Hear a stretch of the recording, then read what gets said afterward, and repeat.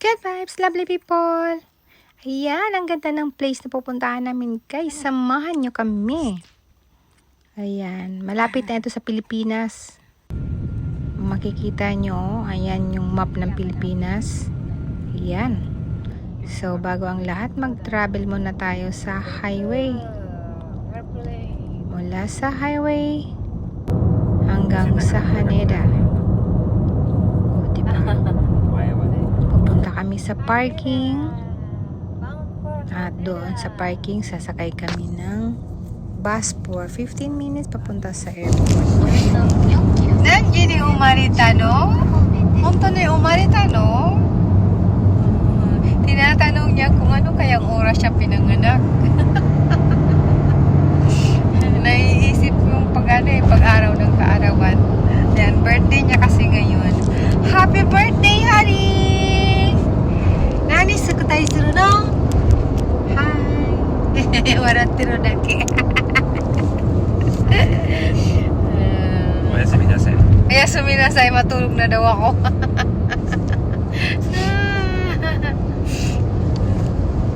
Happy birthday to you. Happy birthday to you. Doko iko no? Lalayas kami. Ayan, nakarating na kami sa airport at mag-check-in na kami ng baggage namin. Ayan, self-check-in tayo guys. Ayan, pindot-pindot lang. Isabit na yung kanyang sa maleta. Galing. Pwede na. Ayan, susunod yung sa akin naman. Ipakita mo lang yung barcode mo. Ayan, pwede na siya. Yung sa akin naman. Malaki yung barcode. Hindi ba? Pero bago ang lahat, bago tayo bago ang lipad natin, mag-CR muna tayo. Tingnan nyo yung CR dito guys. May ganito. May plastic. Paper pala, paper. Pwede yan siyang i-flash na kasama. Pag ayaw mo ng punasan ang upuan mo, sapinan mo siya ng ganito. Pwede ka nang umupo. At aalis na po kami. Yan, ANA. Yan yung travel natin. Ayan, tinitingnan namin yung map. Yung lapit lang ng Manila talaga sa pupuntahan namin. Ang super lapit.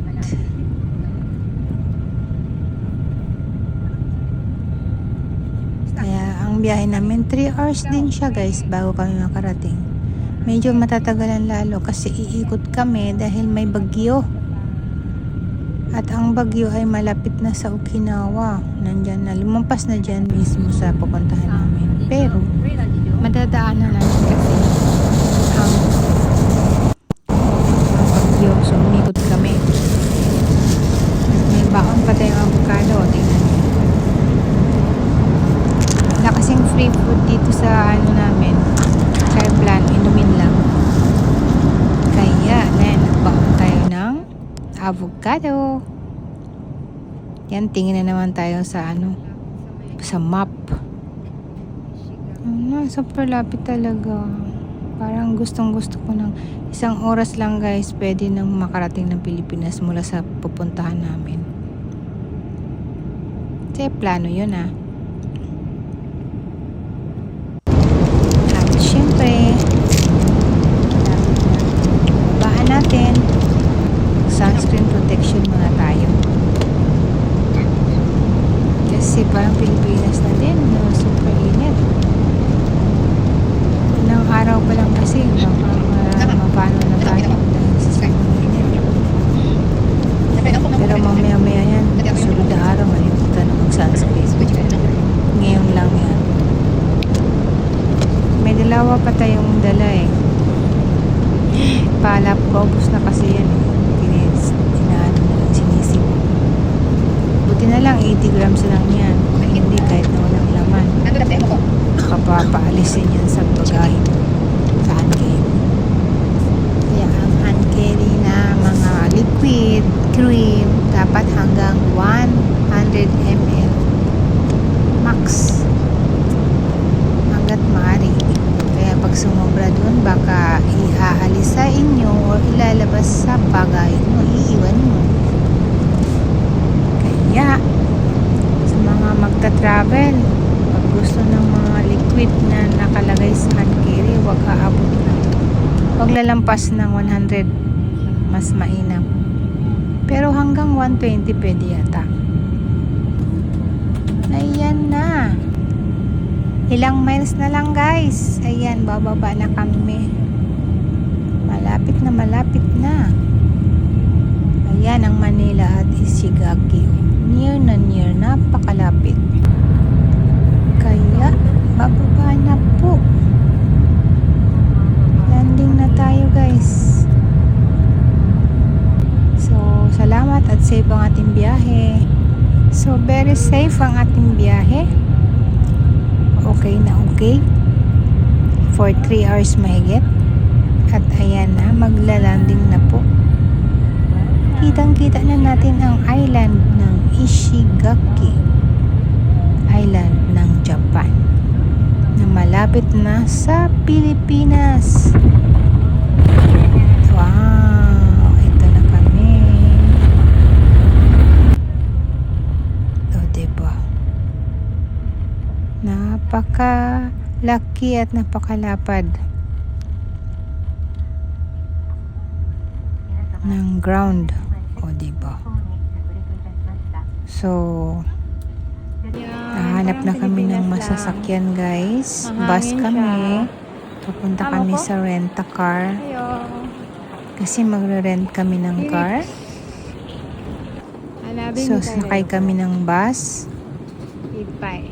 Pero guys, may baon ulit tayo. Ayan, pipino. Para hindi magutom, may kagat-kagatin habang hinihintay ang mga reservation natin. O diba, napakaganda pati flower na to. At ito na, hahanap kami ng lunch, makakainan. Lunch time na. Cafe. At dahil kaarawan ni Habi, nag-order kami ng spaghetti. Sarap. Ayan, pasta happy birthday. Para sa birthday niya. Ayan, hati-hati kami. Hati kami dun sa isa, hati din kami sa spaghetti. So, kain tayo. Pagkatapos namin kumain, bago kami mag-check-in, mag-ikot-ikot muna kami, guys. Ito, kalachuchi, ang ganda naman. Ayun yung puno. Kalachuchi. Ganda ng kulay niya, oh. Gusto ko to. Kalachuchi, pink-pink ang kulay, pink red. Naman dilaw. Dilaw pula, pink. O, diba? So, dito makikita ang parang Pilipinas talaga ang mga pati flowers, guys. Mga bugambilya. Lahat mga kalachuchi. Parang, anong tawag nito? Hibiscus. Antula nga sa amin, sa Bisaya. And then, ayan, nagpunta na kami sa overlooking deck. View deck. Ayan, napakaganda. Ayan, yung flower na to. Hibiscus yan eh. At tingnan nyo guys, parang pineapple. May bunga pala itong punong to. Ganda oh. Oh, ang ganda. Sugoy.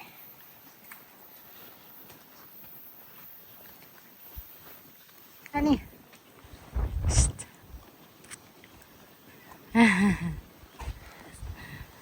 Sumatay. Yay! Ja, kayo kanji ni Stiko Lasa. Yan. Okay.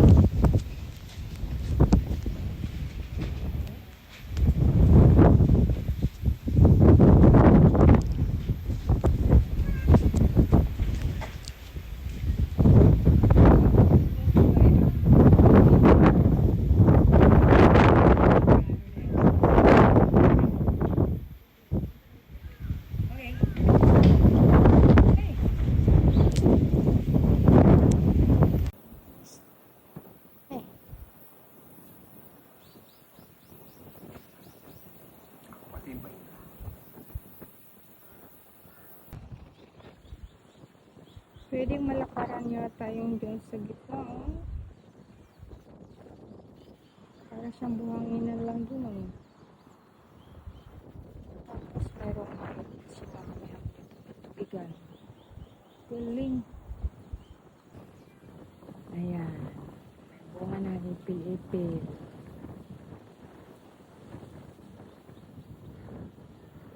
Ipil to, oh. Ganito yung ipil, guys. Hindi ata ipil. Ipil. Hawak mang ipil.